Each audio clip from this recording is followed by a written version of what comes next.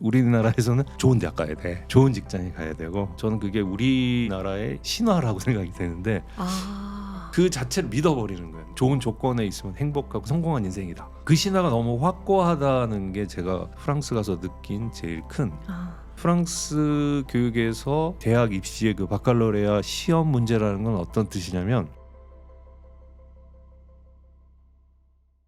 네, 오늘도 정말 특별한 분을 모셨습니다. 고대 그리스 철학 연구를 사랑하시는 서울대학교 인문학연구원 김헌 교수님 모셨습니다. 어서 오세요. 네, 안녕하세요. 프랑스로 유학을 가시고 나서 우리나라의 교육 방식에 대해서 생각을 많이 하셨던 것 같아요. 이 예, 책에도 예, 그런 예. 화두를 많이 던지셨고. 예. 제일 심각하게 느낀 게, 우리나라에서 교육에서 가장 큰 관심사 그러면 입시잖아요. 그쵸. 네. 네. 어느 대학에 들어가느냐가 굉장히 중요한 문제고, 다른 교육적으로 어떤 인간을 만들어야 되냐, 또는 학생들 사이에서 이런 문제가 있는데 이런 문제를 극복하기 위해서는 어떤 길을 가야 되나, 교육자들이, 그리고 우리의 교육 프로그램은 어떻게 되나, 이런 거 갖고 진지하게 토론하다가도 입시 얘기가 딱 나오면 이 모든 게 다 묻혀지고, 그게 이제 제일 큰 화제가 돼버리죠. 그러니까 그만큼 모든 사람들의 머릿속에는 대학 입시가 굉장히 중요하다. 우리의 삶에서 내 인생을 성공적으로 끌고 가고 내가 행복한 삶을 살기 위해서는 어느 대학에 들어가고 그 대학에서 어떤 걸 전공하고 그런 게 가장 중요한 것처럼 생각이 되고 있는 현실, 그게 이제 우리의 현실이라고 생각된 거죠. 그러니까 제가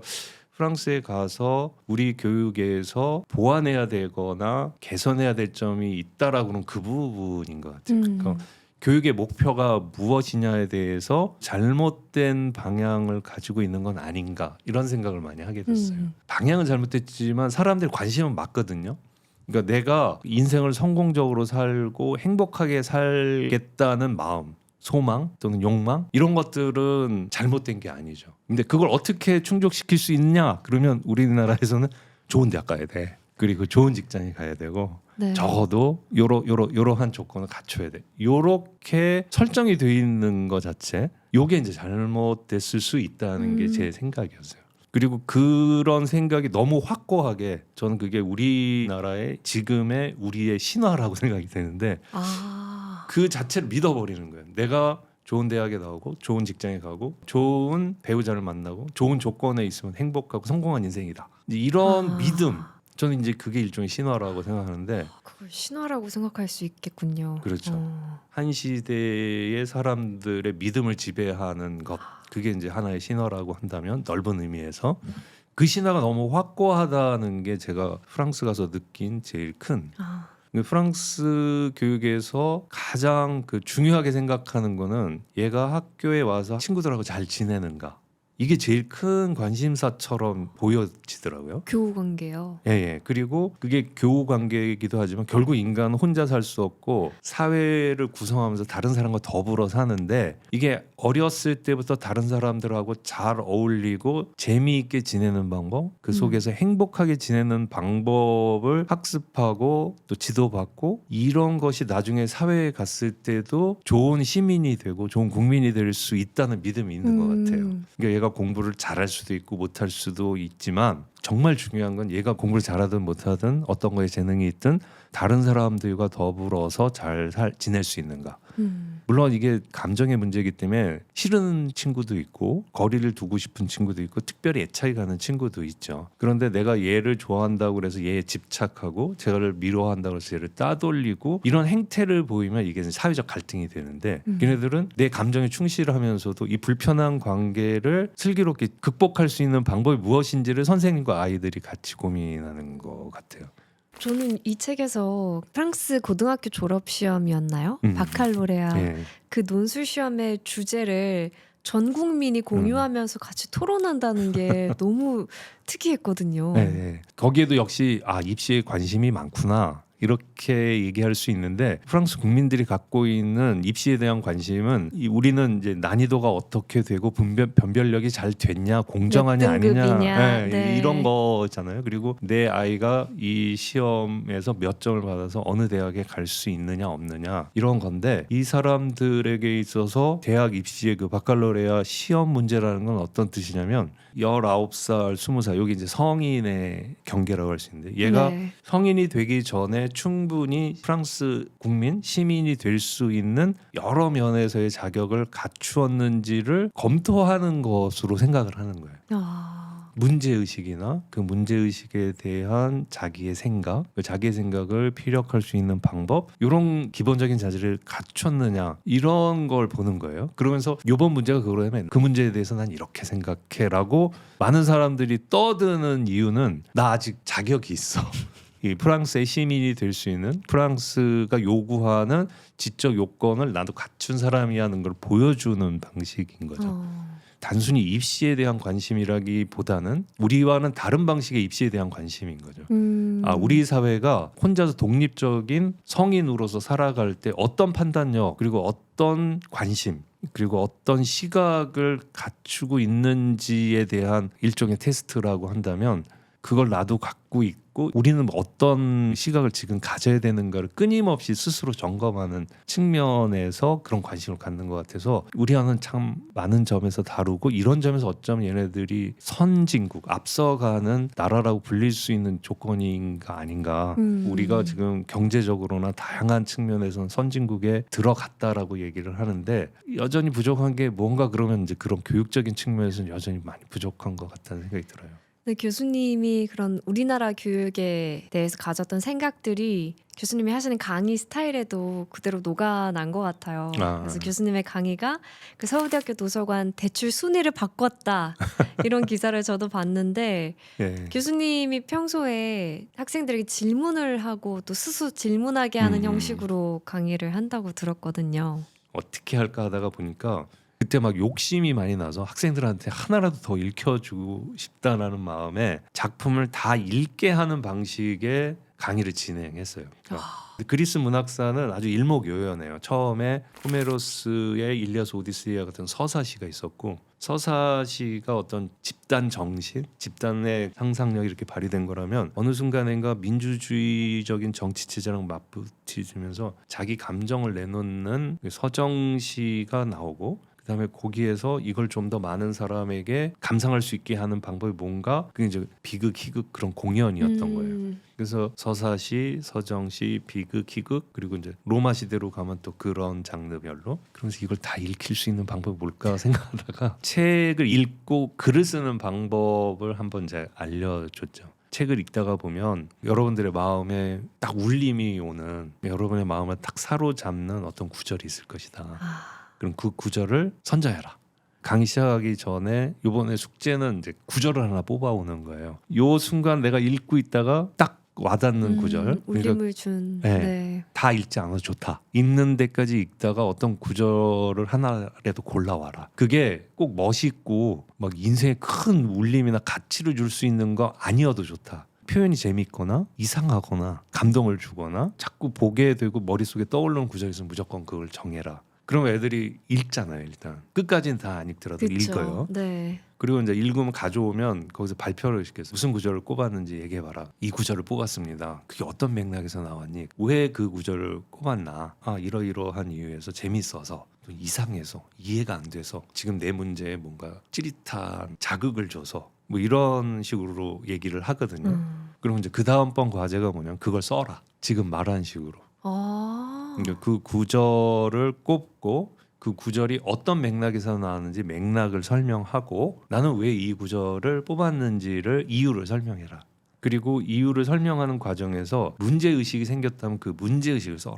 대답 안 써도 좋다. 어떤 질문이 생기는지 질문을 잘 선정해서 써라. 그러면 요게 A4 용지 한 장에서 한 장 반 정도를 채울 수 있는 분량이 되거든요.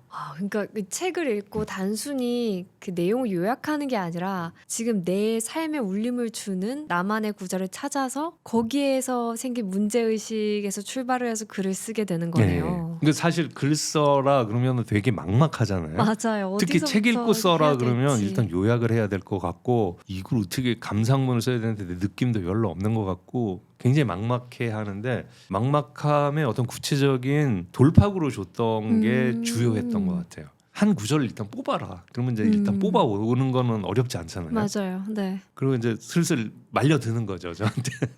그래서 글 쓰는 그 일이 고되지만 막막하지 않고 그 막막하지 않은 상태에서 어려움을 극복하면서 글을 쓰는 거에 대한 재미를 느끼는 걸 제가 느꼈어요. 그래서 학생들이 그렇게 책을 빌리려고 달려간 그러니까. 거였네요, 도서관으로. 네, 그리고 코멘트를 일일이 다 해줬었어요. 그리고 그 중에 잘 된 거를 나와서 발표하게 했더니 발표하는 학생은 굉장한 성취감을 느끼고 선정되지 않은 사람들은 경쟁심이 유발되는 걸 느꼈어요. 그 불타오르는 눈빛들을 제가 다 봤죠. 그러면서 더 열심히 써갖고 자기도 언젠간 발표하겠다는 마음을 갖더라고요. 그리고 설령 그렇게 안 하더라도 코멘트를 받는 것 자체를 너무 고마워하고 재밌어하고 해서 어떤 경우는 한 학기에 과제가 10개가 넘었던 때도 있거든요. 그럼 10권을 다 읽어야 되는 거예요. 그렇죠. 근데 와, 강도 높은데요. 다 안 읽어도 좋다. 읽는 부분까지 읽어서 글은 쓸 수 있는 거잖아요. 처음에는 한 20명 정도 강의였거든요. 근데 여기에 재미를 느끼는 학생들이 끝까지 포기하지 않게 듣고 그 학생들의 입소문을 타서 학생들이 늘어나면서 거의 이제 200명 가까이 이렇게 커지는 강의가 됐어요. 10배가 늘었네요. 네. 지금은 오프라인 강의는 지금 안 하고 있거든요. 그리고 대신 군대에 가기 위해서 휴학한 친구들이 군대에 가서도 공부를 하고 학점을 딸 수 있는 군 휴학생 대상 강의를 해요. 그 강의를 하는데 그 강의도 군대 간 남학생만 들을 수 있는 강의잖아요. 네. 근데도 꾸준히 300명 이상이 계속 들어주거든요. 오. 그 힘든 과정에서 포기하지 않고 오히려 쓰는 거예요. 그리고 이제 학생 수가 작을 때는 대출 빈도수가 작으니까 순위 안 올라가는데 점점점 늘어나서 한 200명쯤 되니까 대출 양이 많아진 거예요. 그러네요. 네, 그러니까 굉장히 우연적인 거죠. 그리고 그걸 뭐 제 강의에 큰 감동을 받아서라기보다는 숙제하기 위해서 대출을 한 건데 그게 제가 무슨 강의를 특별히 잘하거나 강의에 무슨 비법이 있는 것처럼 막 잘못 알려진 거죠. 아니 근데 교수님이 주시는 과제는 AI한테 의존할 필요가 없는 과제인 거예요. 그쵸. 왜냐면 단순히 요약을 하는 게 아니라 음. 나한테 좋았던 구절을 그렇죠. 찾는 거기 때문에 네. 굉장히 개인적인 거잖아요. 네.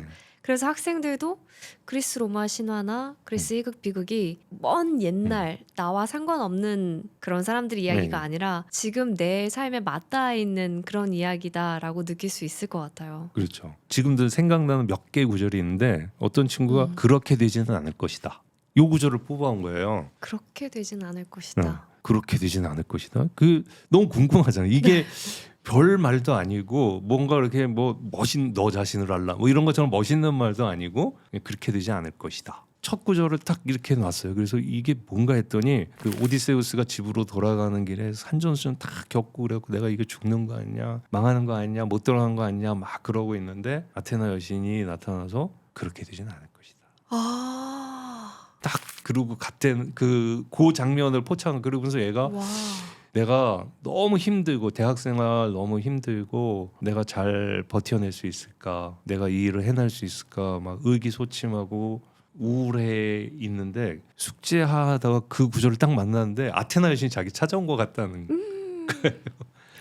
그러면서 딱 하니까 와, 이렇게 평범한 구절도 한 사람에게는 큰 울림을 줄 수 있구나, 그런 생각이 들면서 지금 말씀하신 대로 이거는 어디에서 베낄 수 있는 문제가 아니잖아요. 맞아요. 네. 어떤 뭐 넌 그러면 안 돼, 뭐 이런 구절 아무것도 아닌 구절인데 엄마가 하면 되게 싫은 구절인데 책에서 그 구절을 보고 감동을 받고 이게 어떤 맥락에 썼는데 제가 이런 이유는 제가 이러이러한 문제에 부딪혀 있었는데 이 구절이 저한테 위안이 됐다. 뭐 이렇게 쓰면 저도 굉장히 보람을 느끼고 그랬었어요.